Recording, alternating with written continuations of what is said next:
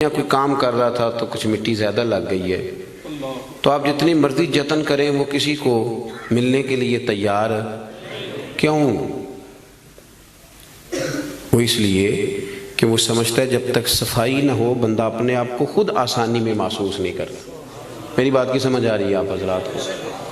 جس کا بٹن ٹوٹ جاتا ہے نا محفل میں، اس کی ساری توجہ محفل پہ نہیں ہوتی، اپنے بٹن پہ ہی ہوتی، حالانکہ کوئی بھی نہیں دیکھ رہا، کسی کو پتہ بھی نہیں، لیکن وہ بار بار غور کرتا ہے کہ یار ایک بٹن میرا کام ہے، کسی کی نظر پڑے گی تو کوئی کیا سوچے گا، اور گھر جا کے بھی وہ پریشان ہوتا ہے کہ تم نے یہ کیا میرے ساتھ سلوک کیا، آج مجھے وہ والی ویسٹ کوٹ دے دے جس کے 3 بٹن ہی کوئی نہیں تھے۔ میری بات کو سمجھیے گا، یہ اور آپ جتنے مرضی بڑے ہیں آپ اپنے آپ کو بڑا محسوس نہیں کرتے۔ کپڑے ان دھلے پڑے تھے، دھونے والے تھے، حضور گھر تشریف لے آئے، اللہ کے رسول صلی اللہ علیہ وسلم نے فرمایا عائشہ انہیں دھو ڈالو۔ کپڑے جب دھل جاتے ہیں تو اللہ کی تسبیح کرنے لگ جاتے ہیں، یہ جب دھل جاتے ہیں تو اللہ کی تسبیح کرتے ہیں۔ صفائی ایک بڑا ضروری کام ہے، اور نبی پاک صلی اللہ علیہ وسلم نے اس کو پسند کیا ہے۔ ایک شخص حضور کے قریب سے گزرا تو اس نے بکھرے ہوئے اس کے بال تھے اور بڑے اس کے پراگندہ حالت تھی۔ کچھ لوگ آرٹیفیشل درویش بھی بن جاتے ہیں، میک اپ کر کے بھی درویش بن جاتے ہیں، یعنی بلا سارا کچھ گھر میں پڑا ہے لیکن کہتے نہیں میں درویش ہو گیا ہوں، تو اس کو بھی شریعت پسند نہیں کرتی۔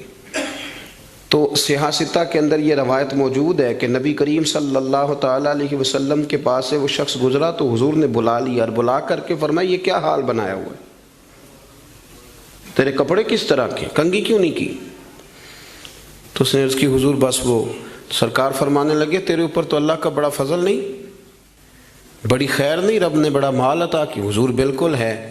تو محبوب فرمانے لگے جا پھر جا کے اچھے کپڑے پہن، رب جب فضل کرتا ہے تو اس کا اثر دیکھنا پسند فرماتا ہے، پھر یہ جان بوجھ کے اس طرح کا رویہ تو نہ اپنا کہ کسی کو پتہ نہ چل جائے میرے پاس پیسے ہیں، ایسے نہ کر۔ تو صفائی ستھرائی، آپ ظاہری طور پر اگر آپ صاف ستھرے نہیں ہوتے تو آپ کسی محفل کے قابل نہیں رہتے۔ آپ 4 دوستوں کی محفل میں بیٹھنا اپنے لیے بوجھ محسوس کرتے ہیں، تکلیف ہوتی ہے کہ یار میرے کپڑے ٹھیک نہیں۔ صحیح بتائیے گا، اگر انسان کے کپڑے صاف ستھرے نہ ہوں اسے سکون نہیں آتا، تو اگر اس کے دل پہ میل کچیل ہو، بہت سارے لوگ کہتے ہیں مجھے سکون نہیں، لیکن ہم ڈرتے ہیں نا، ہم ان کو بتا نہیں سکتے، ڈرتے ہیں۔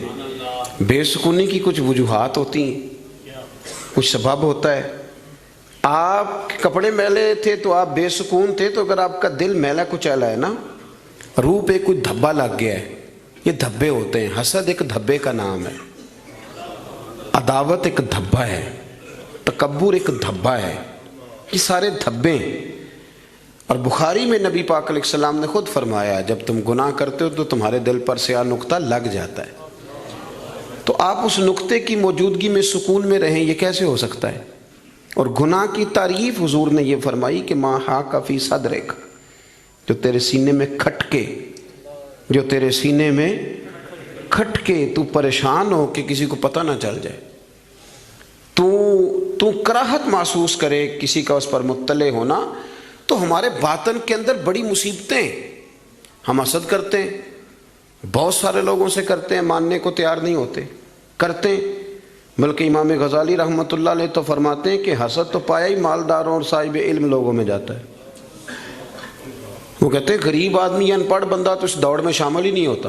اصل مسئلہ اس بات کا نہیں ہوتا کہ میرے پاس نعمت نہیں، اصل رٹا یہ ہوتا ہے کہ میرے پاس تو ہے پر اس کے پاس نہیں ہونی چاہیے تھی، ادھر کیسے چلی گئی؟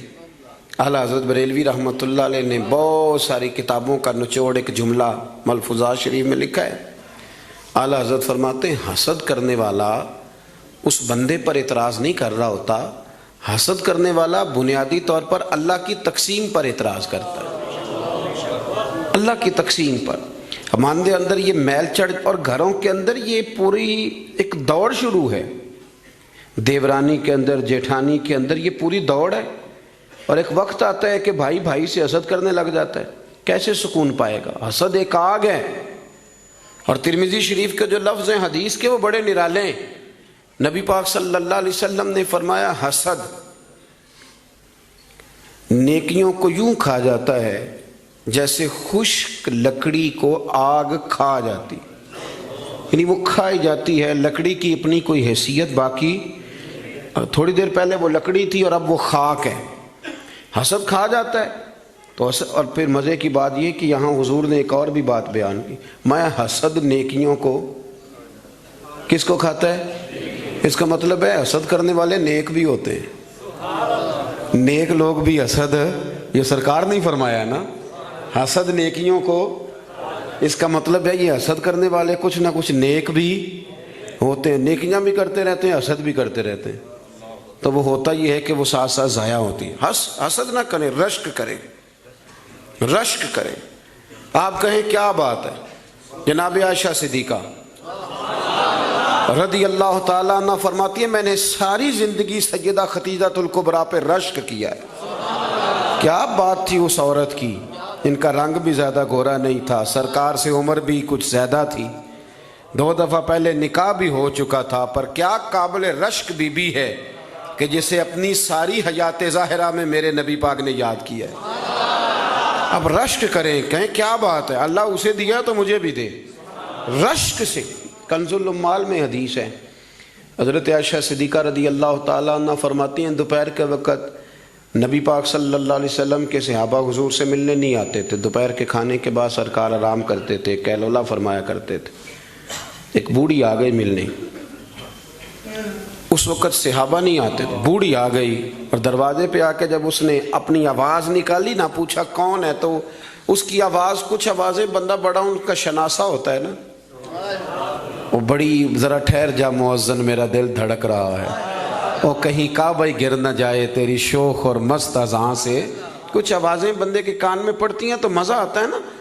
تو وہ خاتون باہر جب بولی تو سرکار دو عالم علیہ السلام آرام فرماتے فٹافٹ اٹھ گئے، حضور نے دروازہ کھولا، بوڑھی کو بٹھایا، کھانا کھلایا، دیر تک وہ باتیں کرتی رہی، سرکار جواب دیتے رہے، اور جناب عائشہ صدیقہ کہتے ہیں لوگ پہلے بھی بڑے آتے تھے پر آج ذرا انداز نرالا تھا، حضور نے بڑی محبت کی، جانے لگی تو حضور نے تحفے بھی بڑے ہی دیے، میرے کریم نے بڑا ہی پیار کیا، بڑا نوازا۔ میرے دل میں خیال آیا کہ یہ خاتون جاتی ہے، حضور بھی جائیں گے، رات کو واپس لوٹیں گے تو میں پوچھوں گی یہ کون تھی، لیکن وہ چلی گئی، حضور تو لیٹ گئے اور گہری سوچ میں چلے گئے۔ جناب عائشہ کہتی ہے میں قربان جاؤں، میں قریب گئی، قدموں میں بیٹھ کے عرض کی حضور دنیا تو پہلے بھی بڑی آتی ہے، یہ بی بی کون تھی؟ تو میں نے بات کی تو حضور رو پڑے، اٹھ کے بیٹھے، سرکار فرمانے لگے عائشہ یہ بی بی میری پہلی زوجہ سیدہ خدیجہ الکبریٰ کی سہیلی تھی، ان کی سہیلی تھی، یہ عائشہ خدیجہ کے دور میں آتی تھی، خدیجہ کھانا کھلاتی تھی، وقت دیتی تھی، پیار کرتی تھی۔ فرمایا آج میں نے اس روایت کو زندہ کیا، حسن العہد من الایمان، تعلق اچھے طریقے سے نبھا دینا یہ بھی ایمان کا حصہ ہے۔ حضرت عائشہ اس کو بیان کر رہی ہیں، آپ دیکھیں صحابہ ایک دوسرے کی شان بیان کرتے ہیں۔ حضرت عائشہ صدیقہ سے پوچھا گیا، بخاری مسلم دیکھیے، توجہ ہے میری بات پر؟ حضرت عائشہ صدیقہ سے کسی نے پوچھا نبی پاک صلی اللہ علیہ وسلم کو سب سے زیادہ پیارا کون؟ جناب عائشہ صدیقہ سے پوچھا سب سے زیادہ پیارا کون؟ تو جناب عائشہ کہنے لگی یہ صاف ستھری بات ہے، سیدہ فاطمہ الزہرا۔ اس شخص نے فوراً پوچھا، مشکات دیکھیے اٹھا کے، اس نے پوچھا جی مردوں میں؟ تو آپ نے فرمایا فاطمہ کے شوہر علی المرتضیٰ۔ فوراً ایک دوسرے کی شانیں بیان ہو رہی ہیں، ایک دوسرے کی عظمتوں کا تذکرہ ہو رہا ہے۔ مولا علی شیر خدا کرم اللہ تعالیٰ وجہ الکریم فرمایا کرتے تھے میں تمہیں بتاؤں سب سے بہادر کون ہے؟ حضور بتائیے، فرمایا ابو بکر صدیق۔ فرماتے وہ بدر کی رات جب حضور کے چھپر شریف کا پہرا دینا تھا، چھپر کا پہرا دینا تھا حضور کے چھپر شریف کا، تو بڑا مشکل کام تھا، کون وہاں کھڑا ہو؟ تو فرماتے ہیں لوگ ابھی سوچ رہے تھے کہ وہاں کون جائے گا، سوچ رہے تھے کہ کون جائے گا، لیکن ابو بکر تلوار لے کے کھڑے ہو گئے، کہنے لگے کوئی اور کیوں جائے گا، میں حضور کے اس چھپر شریف کی پہرے داری کروں۔ تو ایک دوسرے کی تعریفیں کر رہے ہیں، ایک دوسرے کی فضیلتیں بیان کر رہے ہیں، یہ رشک کرتے تھے۔ حسد ہمارے ہاں نا کار تعریف ہی رہے ہوتے ہیں، پر وہ ہلکا سا نچوڑیں تو اندر سے حسد نکلنا شروع ہو جاتا ہے. لمبا بھی نہیں نچوڑنا پڑتا، بس ہلکا سا. کہتے ہیں باقی تو ساری باتیں ٹھیک تھیں، لیکن آپ نے دیکھا ہے آنے جانے میں نخرہ کتنا تھا. بس وہ نکل آیا، وہ نچوڑ لیا، وہ گیا کام سے، سارا کچھ ختم ہو گیا. وہ ایک بات نے طے، حسد نہیں کریں، آپ کو تکلیف دے گا، آپ اذیت میں آئیں. پھر ایک اور بیماری ہے جس کا نام تکبر ہے. یوں جھک کے ملنے کا نام عاجزی نہیں، بلکہ حضرت سعدی فرماتے ہیں میں نے بڑے جھکے ہوئے دیکھے ہیں، گردن جھکی ہوئی ہے، دل بڑا اکڑا ہوا ہے.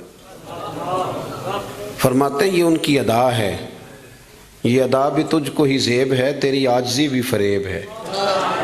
تو کہیں کہیں نا لوگ اس طرح بھی کرتے ہیں. عاجزی تو دل کا نام ہے کہ آپ کے اندر اخلاص کتنا ہے، آپ کتنے جھکے ہوئے ہیں، آپ کس قدر پیار کر. بہت سارے لوگوں میں تکبر ہے، مجھے مانو، مجھے تسلیم کرو.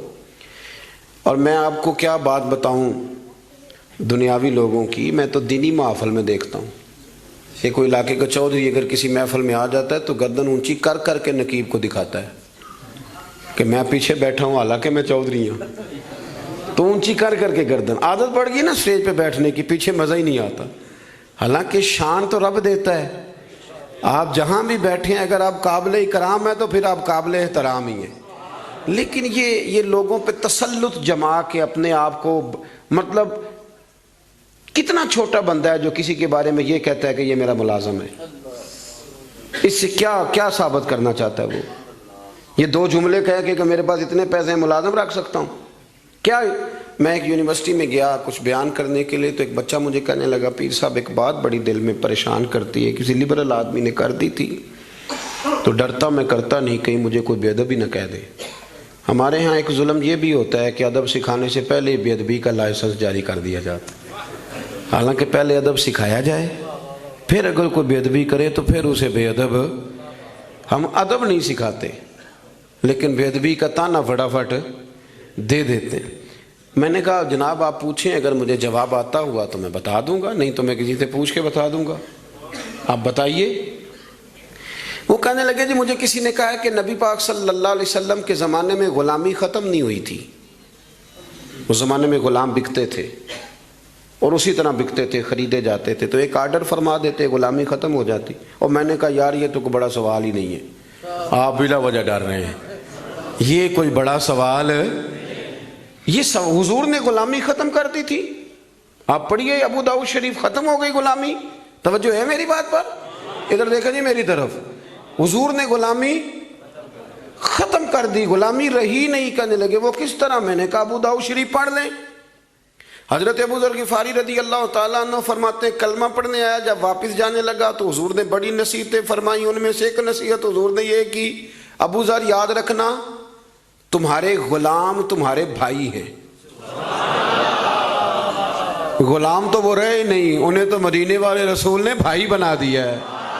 آپ کو کس نے کہا وہ غلام ہے؟ وہ غلام، میں سیاستہ کی روایت پیش کر رہا ہوں. فرمایا تمہارے غلام تمہارے، ادھر دیکھیں میری طرف، تمہارے غلام تمہارے بھائی ہیں. اور نبی کریم نے فرمایا جس طرح کا خود کھانا اسی طرح کا انہیں کھلانا، جس طرح کا خود پہننا اسی طرح کا انہیں. غلام رہے گا جب وہ آپ کے جیسے کپڑے پہنے گا. آپ وہ الگ بات ہے کہ جتنا مرضی وہ ہیومن رائٹس پہ بات کرے، انسانی حقوق کی تنظیمیں چلائے، غلام کو ملازم کو اس طرح کی روٹی نہیں کھلاتا جس طرح کی خود کھاتا ہے، اسے اس طرح کے کپڑے پہناتا نہیں جس طرح کے خود پہنتا ہے. لیکن نبی پاک علیہ السلام نے یہ اعزاز فرمایا جس طرح خود کھانا اسی طرح انہیں کھلانا، جس طرح کا خود پہننا اسی طرح کا انہیں پہنانا. اور حدیث کا آخری جملہ یہ ہے کہ سرکار فرمانے لگے ان کی طاقت سے زیادہ ان پر بوجھ نہ ڈالنا، اور اگر کبھی انہیں کوئی ایسا کام بتاؤ جو ان کی طاقت سے زیادہ ہو تو پھر اس کام میں ان کی مدد بھی کرنا. مجھے بتلائیے غلام تو غلام رہے نہیں، حضور نے تو سیٹ ہی ختم کر دی، انہیں بھائی بنا دیا ہے. وہ تو سیٹ ہی ختم ہو گئی، تو آپ یہ کیسے کہہ سکتے ہیں کہ غلامی ختم نہیں ہوئی؟ حضور نے تو انہیں بھائی بنا دیا. بھائی ہمارے ہاں نا بڑا مزہ آتا ہے یہ کہہ کے کہ میرے 6 ملازم ہیں، بڑا مزہ آتا ہے. اور بڑا بندہ راضی ہوتا ہے جب وہ گاڑی میں بیٹھا ہوتا ہے تو 15 بندے آگے دوڑ رہے ہوتے ہیں، اس کو بڑا لطف آ رہا ہوتا ہے. لیکن اسے نہیں پتا کہ اس کے اندر تکبر آ گیا ہے. اب اس کے اندر ایک چیز پیدا ہو گئی جو اسے خراب کرے گی، وہ پھر کرسیاں ڈھونڈتا پھرے گا، اسے کہیں مزہ نہیں آئے گا۔ وہ نورانی محفل کے اندر بھی، روحانی محفل کے اندر بھی وہ تلاش کرے گا کہ کوئی مجھے جان لے، کوئی مجھے پہچان لے۔ وہ ہر جگہ پروٹوکول کا عادی ہو، اسے بیماری لگ جائے، کسی جگہ قرار نہیں پائے گا۔ وہ کہے گا پتہ نہیں مجھے سکون کیوں نہیں آ رہا۔ بھائی سکون تو آتا ہے چھپ جانے میں، سکون تو جاتا ہے کسی کونے میں جا کے اللہ اللہ کرنے میں۔ کسی کونے میں بابا بلے شاہ صاحب، بابا صاحب رحمۃ اللہ علیہ فرماتے ہیں میں نے اعتکاف کبھی قصور میں نہیں کیا، اس گاؤں میں جاتا تھا جہاں مجھے جانے کوئی نہ، چلو 10 دن تو میں الگ ہو کے اللہ اللہ کر لوں۔ کہتے میں وہاں جا کے اعتکاف کرتا تھا، یہاں تو سارے ہاتھ چومنے والے تھے، اکثر کہا کرتے تھے اٹھ بلیا چلو تھے وسیے جتھے وس دینی سارے ہی انے، اٹھ بلیا چلو تھے وسیے جتھے وس دینی سارے ہی انے، نہ کوئی ساڈی ذات پچھانے نہ کوئی سانو منے۔ کبھی ایسی جگہ بھی تو جانا چاہیے نا۔ اور بڑے ناز سے میری طرح کے بندے بھی کہہ رہے ہوتے ہیں تسی تو کونے تو آ کے میرا نام پوچھے ہو پہنچ جاؤ گے۔ وہ کبھی اپنے آپ سے پوچھ تو صحیح کہ یہ تو کہاں مبتلا ہو گیا، یہ شہرت، یہ شور شرابے، یہ آنا جانا۔ مزہ تو تب ہے کہ صبح قیامت آپ کو پردوں میں ڈال کے کہہ دیا جائے کہ جا تیری پردہ پوشی کی، تیرا عیب نہیں کھولے جائیں گے، بغیر حساب جنت میں چلا جا۔ یہاں یہ شور کرنا، اپنا آپ دکھانا، اپنا آپ بتانا، یہ تو علامت تکبر ہے۔ تھوڑا سا نیچے رہیں۔ یہ ہوتا ہے کئی دفعہ کہ انسان کچھ اللہ تعالیٰ اسے وقار دے دیتا ہے تو اس کا قد اونچا ہو جائے، اس کی سیٹ اونچی ہو جائے، لیکن دل اس کا سکون میں رہے۔ امام غزالی روایت لائے ہیں، حضرت حذیفہ بن یمان رضی اللہ تعالیٰ عنہ فرماتے ہیں میں اپنے قریب محبوب علیہ السلام کے ساتھ نہ سفر کر رہا تھا، گرمی کا موسم تھا، سفر کرتے کرتے کرتے کرتے ہم ایک باغ کے قریب سے گزرے تو سامنے کنواں نظر آیا۔ حضور فرمانے لگے حذیفہ یار گرمی بڑی ہے، غسل نہ کر لیں؟ میں نے کہا حضور بڑی بات ہے، کر لیں۔ کہتے ہیں سرکار کنویں کے قریب گئے تو کپڑوں سمیت غسل کرنے لگے، پھر بھی مجھے فرمایا کہ ذرا چادر نہیں تان لیتے؟ میں ذرا پسند نہیں کرتا کہ یہ گرمیوں میں ہمارے بچے جس طرح کا لباس پہنتے، یہ تہذیب کے مطابق نہیں، تہذیب کسی اور چیز کا نام ہے۔ آپ ذرا کھلا لباس پہنیں اور آپ ذرا کچھ چیزوں کو چھپائیں، آپ مہذب لگیں گے، آپ مناسب لگیں گے۔ کالی بنیان پہن کے تو گلی میں نکل جانا، گلی میں کیا گھر میں بھی بیٹیاں ہوتی ہیں، بہنیں ہوتی ہیں، کیوں اس طرح کا لباس پہنتے ہیں جو غیر مناسب محسوس ہو؟ حضرت حذیفہ بن یمان رضی اللہ تعالیٰ عنہ فرماتے ہیں حضور کپڑوں سمیت غسل فرما رہے تھے، پھر بھی مجھے فرمایا چادر تان لو۔ توجہ ہے میری بات پر؟ یہ نوجوان ذرا زیادہ غور کریں کیا عرض کر رہا ہوں۔ کہتے میں چادر تان کے کھڑا ہو گیا، حضور غسل کرنے لگے تو پانی ٹھنڈا تھا، گرمی بھی بڑی تھی، حضور کو نہ ذرا لطف آیا تو فرمانے لگے تھوڑا اور نہ نہا لوں؟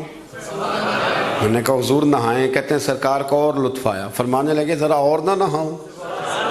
میں بڑا مطمئن تھا، بڑا راضی تھا کہ مجھے نوکری کا موقع مل رہا ہے۔ کہتے ہیں ایک دو دفعہ سرکار نے فرمایا، پھر حضور بس کرنے لگے تو میں نے کہا حضور تھوڑا اور غسل فرمائیں، گرمی بڑی ہے۔ کہتے سرکار اور غسل کرنے لگے، خاصی دیر حضور نہائے، غسل فرمایا، فارغ ہو گئے نا جب، میرا کلیجہ بڑا ٹھنڈا تھا کہ میں نے نوکری کر لی۔ جب فارغ ہو گئے تو حضور مجھے فرمانے لگے چل اب تو غسل کر۔ اگر روٹی بچ جائے تو بندے ڈرائیور کو بھیج دیتے، اگر کبھی بچ جائے۔ چلیں آپ نے کون سا مجھ سے ناراض ہونے، آپ تو اپنے ہیں۔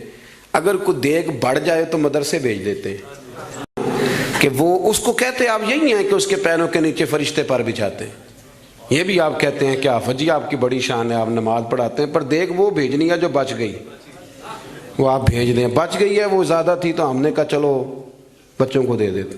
یہ اعزاز نہیں دیا، دیگ دے دی پر آپ نے عزت نہیں دی، وقار کا مزہ نہیں آیا اس کا۔ یہ کوئی سرور والا کام نہیں۔ میرا ایک دوست مجھے ایک دن کہنے لگا حضرت جی اگر کوئی ٹائم ملا نہ نکلا تو میں آؤں گا۔ میں کہا یار نہ آئیے دا کوئی مزہ ہے، ساڑھے کو تو ٹائم کٹ کے آنا یار، حد ہو گئی۔ تو کہے کہ میں بڑا مصروف ہوں پر آپ حکم تو کرے، میں سویرے ہی آیا۔ یہ کیا بات آپ نے، اسی کو بچے کچھ ٹائم آ لیا ہمارے پاس تو آ، تھوڑا سا سارا کچھ چھوڑ چھاڑ کے پتہ چلے کہ تو آیا ہے۔ میری بات کی سمجھ آ رہی ہے؟ میرے عزیز بات کو سمجھنا ہے آپ نے۔ حضرت حذیفہ بن یمان رضی اللہ تعالیٰ عنہ فرماتے ہیں کہ جب حضور غسل فرما چکے تو کہنے لگے اب تو غسل کر.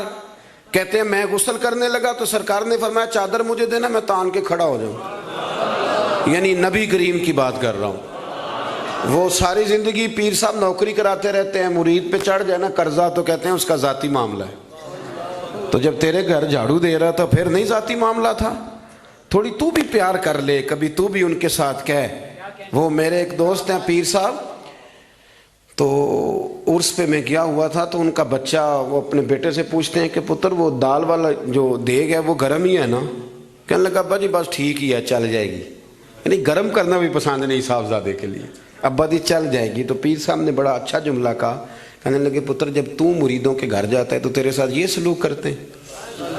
اس طرح تو نہ کر یار، کم از کم تیرا زور لگے گا ایک آرڈر ہی کرنا ہے ذرا گرم ہو جائے. پر ہم سمجھتے نہیں نا چیزوں کو. الا ماشاءاللہ اچھے لوگوں کی بات نہیں کرتا. میرے بھائی حضرت حذیفہ بن یمان رضی اللہ تعالیٰ عنہ فرماتے ہیں قربان جاؤں کریم رسول نے چادر تان لی، میرے لیے چادر تان لی، میرے لیے. تو امیر حرم میں فقیر بے نوا، تو کجا من کجا. یعنی میرے لیے چادر، میں گلیاں دا روڑا کوڑا تے میں نو محل چڑھایا ہے سانیاں. حضور نے چادر تان لی، کرنا غسل. اگر مجھے گرمی لگ رہی ہے تو تجھے بھی تو لگ رہی ہے نا. حضرت حذیفہ بن یمان کہتے ہیں میں نے کہا حضور میں بغیر چادر کے فرمایا نا میں کھڑا رہوں گا، تو کر غسل. حضرت حذیفہ بن یمان کہتے ہیں تھوڑا سا غسل کر کے میں نے چھوڑ دیا. حضور فرمانے لگے نہیں اور نہا ذرا. کہتے ہیں میں نے عرض کی یا رسول اللہ صلی اللہ علیہ وسلم میں نہا لیا. فرمایا نہیں تھوڑا اور غسل کر. فرماتے میں نے اور غسل کیا. تھوڑی دیر کے بعد فارغ ہوا. میں نے کہا حضور مہربانی فرمائیں میں نہا چکا. تو فرمانے لگے نا امید اتنی دیر میں نے کیا ہے، تو بھی اتنی دیر غسل کا. حضرت حذیفہ بن یمان کہتے ہیں میں رو پڑا. میں نے کہا محبوبہ تیرے کرم پہ قربان جاؤں اب بس کریں. حضور میں نہا چکا ہوں. تو حضور فرمانے لگے حذیفہ گھر سے اکٹھے نکلے تھے نا، گرمی میں ایک جیسا سفر کیا ہے نا یار، تو غسل کر. مجھے اچھا لگا یار یہ کیا سٹیٹس ہم نے بنا لیا. ہم اپنوں کے بیچ بھی اسی طرح رہیں گے. ہم اپنوں کے بیچ جو ہمارے اپنے ہیں ہم ان سے بھی کبھی. میں مسجد میں بیٹھا ہوں باوضو، ابھی میں نے عشاء پڑھی ہے. کو دیانتداری سے بتاتا ہوں، میں بیمار ہو گیا تو بڑی میری ٹانگوں میں ٹائیفائڈ بخار تھا، تو بڑی سخت تکلیف میری ٹانگوں میں آئی، اذیت آئی. مجھے چلا نہیں جاتا تھا، چھڑی پکڑ کے میں چلتا تھا. میری اماں جی حیات تھیں. میں نے ان سے کہہ دیا کہ بڑی ٹانگوں میں درد ہے. تو میں سو گیا، میری آنکھ کھلی تو میری ماں میری ٹانگیں دبا رہی تھی. میری ماں میری ٹانگ، اور میری جیسے آنکھ کھلی تو میں نے جھٹ سے اپنی ٹانگوں کو سمیٹا. میں نے کہا اماں جی آپ یہ کیا کر رہی ہیں؟ تو میری اماں جی نے کیا، وہ بیمار رہتی تھی، شوگر تھی، کہنے لگی پتر تو نہیں میری روز دباندہ. آپ بات کو سمجھے نا. وہ وقت گزر گیا، وہ انتقال کر گئی، 8-9 سال بیت گئے، پر وہ کبھی اس وقت کو یاد کرتا ہوں تو دل ٹھنڈا ہو جاتا. ہمارا تو سٹیٹس اتنا خوفناک ہو گیا کہ ہمارے اپنے ترستے رہتے ہیں کہ چلو 2 جملے پیار کے بول دے، 2 جملے، اور کسی کے لیے بھی نہیں یار، کسی کے لیے. سیدہ طیبہ طاہرہ حضرت عائشہ صدیقہ آپ فرماتے ہیں لوگوں ہم اس رسول کے ماننے والے ہیں جو جملوں کا بھی خیال کرتے تھے. کسی کی آج انداز تکلم کس طرح کا ہے، کوئی کس طرح، اس کا بھی حضور خیال کرتے. ایک دن مجھے گھر میں بیٹھے بیٹھے فرمانے لگے عائشہ جب تو راضی ہوتی ہے تب بھی مجھے پتہ چل جاتا ہے، اور جب تو ذرا تھوڑا سا دل میں کوئی بات رکھتی ہے تو پتہ مجھے پھر بھی چل جاتا ہے. تو جناب عائشہ کہتے ہیں میں نے فٹافٹ عرض کی حضور مجھے میری ماں روئے. میں اور آپ کے فرمایا چپ کر ذرا سن تو لے، پہلے ذرا سن تو صحیح نا، ذرا سن یا رسول اللہ حکم کریں. تو محبوب فرمانے لگے کبھی کبھی کسی دوسری بیوی کے پاس ذرا وقت گزاروں تو تیرے دل میں بات تو آ ہی جاتی ہے نا، ذرا سن نا، حضور حکم کریں. تو محبوب فرمانے لگے جب تو راضی ہوتی ہے نا تیرا طریقہ ہے کبھی کبھی قسم اٹھاتی ہے. جب تو ہوتی ہے نا مجھ سے ناراض تو کہتی ہے مجھے ابراہیم کے رب کی قسم، مجھے حضرت ابراہیم علیہ السلام کے رب کی قسم. اور جب تو راضی ہوتی ہے تو فرماتی ہے مجھے محمد عربی کے رب کی قسم. میں سمجھ جاتا ہوں کہ آج کوئی بات. جناب عائشہ کہتی ہیں میں بڑا روئی. حضور نے فرمایا کیوں روتی ہے؟ میں پھر رو پڑی. حضور نے فرمایا میں نے تو تیرے احساسات بیان کر تو رو پڑی. کہنے لگی روتی اس لیے ہوں کہ اللہ نے کیسا کریم رسول عطا فرمایا. حضور لفظوں جملوں تک کا احساس کہ آج فکرے کس طرح کے بیان کر رہا ہے, آج اس کا ذہن کس طرف چلا گیا, اس بات کا بھی خیال ہمارا. تو یقین کریں وہ بلند و باغ مزاج جانے ہمیں کہاں جا کے کھڑا کرے گا, کس جگہ پہ جا کے ہم رکیں گے. بڑا شوق ہے لوگوں کی گردنیں جھکانے کا, بڑا ہمیں شوق ہے, یہ میرا ملازم ہے, گھر میں بھی گئے ہیں تو 2-4 بندے کھڑے ہونے چاہیے اعزاز کے لیے, تھوڑا سا جھکے تو صحیح, تھوڑا پیار کرنا تو شروع کریں, تھوڑا یہ آپ کی گردن دیکھیں نا, جو بالکل اکڑ جائے وہ مردہ ہوتا ہے, اور جس میں کچھ نہ کچھ لچک ہو وہی تو زندہ ہوتا ہے. اگر آپ پکڑے ہوئے ہیں, اکڑ گئے ہیں آپ کو اپنے علاوہ, وہ کسی نے کہا تھا خدا مجھے ایسی خدائی نہ دے کہ اپنے سوا کچھ دکھائی نہ دے. کیا لے کے جانا ہے اس دنیا سے اگر آپ چند منٹ کسی سے پیار ہی نہیں کر پائے, کسی کا احساس ہی آپ کی طبیعت میں نہیں آیا, آپ کو ذرا خیال ہی نہیں آیا کسی کی بابت, لیکن ہمارا وہ احساس کدھر گیا. اصل بات یہ ہے کہ اندر تکبر چھپا لیا ہے, اب وہ نکلتا نہیں, کھٹکتا بڑا ہے, تنگ بڑا کرتا ہے, بڑی آرزو ہے کہ جانا جاؤں پہچانا جاؤں, سمجھتے نہیں. مولا کائنات شیر خدا علی المرتضیٰ حضرت مولا علی کرم اللہ تعالی وجہہ الکریم کوفے میں تشریف فرما تھے تو غلام سے کہنے لگے چل ذرا شاپنگ کرنے چلیں. کس سے؟ بول کے بتائیے. لے گئے ہو کبھی ملازم کو ساتھ؟ ہم تو ابا جی کو نہیں لے کے جاتے, حالانکہ ان کو کبھی کبھی لے جائیں تو انہیں بڑا اچھا لگے. کبھی کبھی والد صاحب سے کہیں نا کہ موسم بدل رہا ہے 2 جوڑے لینے چلے, ہم لے کے جائیں کبھی ان کو ساتھ بٹھا کے, ان سے کہ ابا جی آئے میرے لیے کپڑے پسند کریں. ان بیچاروں نے بوڑھوں نے کیا پسند کرنا ہے, پر آپ ساتھ لے کے جائیں گے تو ان کا دل بڑا ٹھنڈا ہوگا. لیکن یہ کام بھی ہم یاروں کے ساتھ ہی کرتے ہیں, والد کو کہاں لے کر کے جاتے ہیں. مولا علی شیر خدا غلام سے فرمانے لگے چل نا یار کپڑے خریدنے. خادم کہتا ہے میں ساتھ گیا, حضرت علی نے 2 جوڑے خریدے, فرمایا آج 2 لینے بھی, ایک تیرا ایک میرا. کہتے ہیں ایک خاصا مہنگا لیا, ایک ذرا سستا لیا.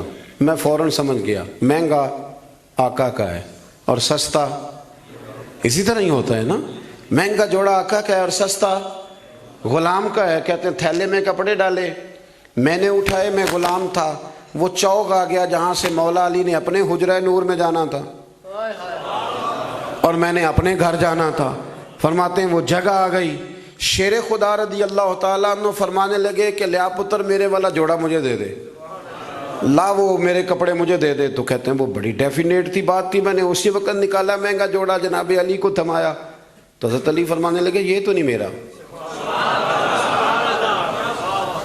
یہ باتیں مزے کے لیے سنتے ہیں صرف, اگر ان کے سننے میں اتنا مزہ ہے تو اس پر عمل کرنے میں کتنا مزہ ہوگا, یہ بھی تو کبھی آپ محسوس کریں نا. حضرت مولا علی شیر خدا فرمانے لگے یہ نہیں میرا تو وہ دوسرا ہے.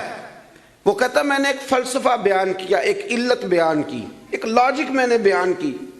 میں نے کہا حضور آپ مہنگا پہنے کیونکہ آپ آقا ہیں, اور میں سستا پہنوں گا کیونکہ میں.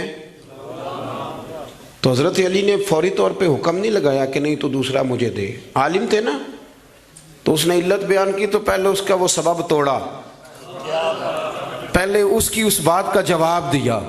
دلیل کا جواب دلیل سے دینا چاہیے نا, کئی دفعہ لوگ دلیل کا جواب گالی سے دینے لگتے ہیں, یہ طریقہ غلط ہے. حضرت علی سے اس نے کہا ایک علت بیان, ایک سبب بیان. کہنے لگا حضور آپ چونکہ آقا ہیں آپ جوڑا پہنے مہنگا, آپ کپڑے استعمال کریں مہنگے, میں چونکہ غلام ہوں تو میں استعمال کروں گا سستے. تو حضرت علی کہنے لگے تو یہ والا فلسفہ نہ بیان کر, تو میرے والا کر. میں تجھے بتاتا ہوں ایک سبب وہ والا لگا لے, یہاں وہ حکم لگا. اس نے کہا حضور وہ کون سا؟ فرمانے لگے تو سستا مجھے دے نا کیونکہ میں بوڑھا ہوں, اور تو مہنگا استعمال کرنا اس لیے کہ تو جوان ہے, اور جو جوان ہوتے ہیں وہ مہنگے کپڑے پہنتے ہیں. فرمایا یہ والا نقطہ یہاں لگا نا, یہ کلیہ یہاں استعمال کر. تو خادم کہتا ہے کہ حضرت علی نے مجھے شان بھی دے دی, اعزاز بھی دے دیا, اور مجھے بات بھی سمجھا دی. تیسری بات ہے اس کا بھی ضرور خیال رکھیں ہمیشہ اپنی زندگی کے اندر, آپ کو سکون ملے گا, آپ کو اطمینان ملے گا. ہم نا آرام پسند بہت ہو گئے. سب سے زیادہ ہمیں پریشان وہ بندہ کرتا ہے جو ہمارے آرام میں تھوڑا سا خلل ڈالتا ہے. اسپیکروں پہ پابندی کیوں لگی بھلا؟ جھگڑے شگڑے اب کوئی نہیں ہوتے تھے، اب کہاں دور رہ گیا. اب تو صرف لوگوں کی نیند خراب ہوتی تھی، اور جو سوسائٹیوں میں رہتے ہیں نا ان کے لیے زیادہ مسئلہ تھا. ہم ذرا سا بھی اپنی نیند قربان کرنا، اپنے اوپر تھوڑا بوجھ لینا پسند نہیں کرتے. رات کو کچھ لوگوں کو جاگتے رہنا بڑا ضروری ہے. ڈاکٹر کے لیے اپنا موبائل آن رکھ کے اسے سونا چاہیے، یہ میری گزارش ہے. اس لیے کہ کسی وقت بھی کوئی مریض اس کو فون کر سکتا ہے. جو لوگ سیکیورٹی اداروں سے تعلق رکھتے ہیں ان پر ضروری ہے کہ وہ رات بھی اپنے موبائل کو آن رکھے. جن کی ذمہ داری میں کچھ لوگ ہیں، میرے پاس ایک ایسا نمبر ہے، رات بھر وہ نمبر، میرے پاس مدرسے کے بچے ہیں، وہ کسی وقت میری ضرورت پڑ سکتی. مجھے سینکڑوں دفعہ کہا ہے گھر والوں نے بھی باہر والوں نے بھی کہ آپ اس کو بند کر دیں، تو میں کہتا ہوں پھر یہاں تو مدرسہ بھی بند کروں نا، کیا ہو جائے گا. مثلا نیند تو اگر اللہ آپ کو سکون دینا چاہے تو 20 منٹ کی نیند میں نیند پوری ہو جاتی ہے. اور اگر وہ مالک بے نیاز ہے، کبھی نہ سکون آئے تو سارا دن نہ بستر سے نکلے، سستی نہیں جاتی. صحیح کہہ رہا ہوں میں؟ تو تھوڑی اگر آپ اپنی نیند قربان کر لیں گے کسی کے لیے، کسی کو سکون دینے کے لیے، تھوڑی سی نہیں دیتے ہم. ہمیں تو بس یہ ہے کہ میرے لیے سارے جاگیں گے، میں نہیں اٹھوں گا کسی کے لیے. ہر آدمی ہائی الرٹ کھڑا رہے. اس سے انسان بہت بڑا خود غرض ہو جاتا ہے، اور جب وہ کسی کو سکون نہیں دیتا تو پھر اسے نیند بھی نہیں آتی. اگر ہم تھوڑا اشار کریں. حضرت انس بن مالک رضی اللہ تعالیٰ عنہ فرماتے ہیں رات کا وقت تھا، مدینے کے کونے سے چیخنے چلانے کی آواز آنے لگی بڑی شدت کے ساتھ. قاضی ایاز رحمۃ اللہ علیہ نے بھی لکھا ہے، اور بھی دیگر سیرت نگاروں نے نقل فرمایا ہے، تیز ایک کونے سے نا تیز آواز چیخنے کی آنے لگی. فرماتے ہیں سب لوگ جمع ہو گئے جن کے کانوں میں آواز گئی. ہم نے نیزے، تیر، تلواریں، ساری چیزیں جمع کرنی شروع کر دی کہ ادھر جاتے ہیں اور جا کے دیکھتے ہیں وہاں کیا ہے. کہتے ہیں ہم تیاری کر چکے جب، اور ہم نے منصوبہ بنا لیا، اور جب ہم نے رخ پھیرا نا ادھر جانے کے لیے تو اللہ کے نبی صلی اللہ علیہ وسلم وہاں سے واپس آ رہے تھے. اور کہتے ہیں حضرت ابو طلحہ انصاری رضی اللہ تعالیٰ عنہ کے گھوڑے پر آپ سوار تھے، اور گھوڑے کی پشت پر کوئی اور چیز نہیں تھی، یعنی کوئی کجاوا نہیں ڈالا، کوئی کپڑا نہیں ڈالا، ننگی پشت پر حضور سوار تھے، ہاتھ میں ایک نیزہ تھا. اور حضور اکیلے گئے، اکیلے واپس آئے، اور آ کے فرمایا بھی سو جاؤ، کوئی پریشانی کی بات نہیں. وہ جانور لڑ پڑے تھے، میں دیکھ آیا ہوں، کچھ بھی نہیں ہے، سارے آرام سے سو جاؤ، کوئی ایسا مسئلہ نہیں. حضرت انس کہتے ہیں باقی تو ساری دنیا سو گئی تو میں ساری رات سوچتا رہا کہ محبوب تو ہماری سوتے ہوئے بھی نگہبانی فرماتے. جو حضور سب سے پہلے چلے گئے، دیکھ کے لوٹ بھی آئے، اس کا مطلب ہے کہ سرکار جاگ رہے تھے. حضور نے ویسے بھی فرمایا ہے کہ میری آنکھیں بند ہوتی ہیں، دل میرا بیدار ہی رہتا ہے. آپ یقین کریں اتنی خود غرضی، وہ پھر آہستہ آہستہ وہ خود غرضی. ہم پہلے خود غرض ہوتے ہیں، اپنے ابا جی سے کہتے ہیں کہ اب میرا گزارا نہیں ہوتا، میرے بھی بچے ہیں. یہاں سے ہم آغاز کرتے ہیں خود غرض ہونے کا. پھر کچھ عرصے کے بعد ہمارے بچے ہمیں کہنا شروع ہو جاتے ہیں کہ ابا جی اب ہمارا گزارا نہیں ہوتا، ہمارے بھی تو بچے ہیں نا. پھر وہ کبھی گونجتا ہے ہمارے کانوں میں ہمارا اپنا قول جو ہم نے کبھی کیا تھا اپنے والد کے لیے.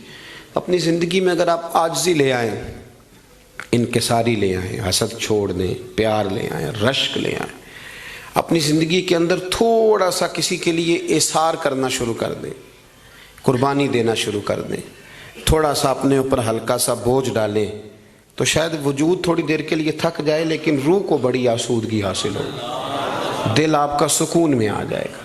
آپ ایسے محسوس کریں گے کہ میں اصلاح پذیر ہو گیا ہوں، میرے باطن کے اندر جو میل کچیل تھے وہ چھٹنے لگے، وہ دھبے اب آہستہ آہستہ کر کے دور ہونے لگے. آپ کی اس محفل میں بھلا مہمان خصوصی کون ہے؟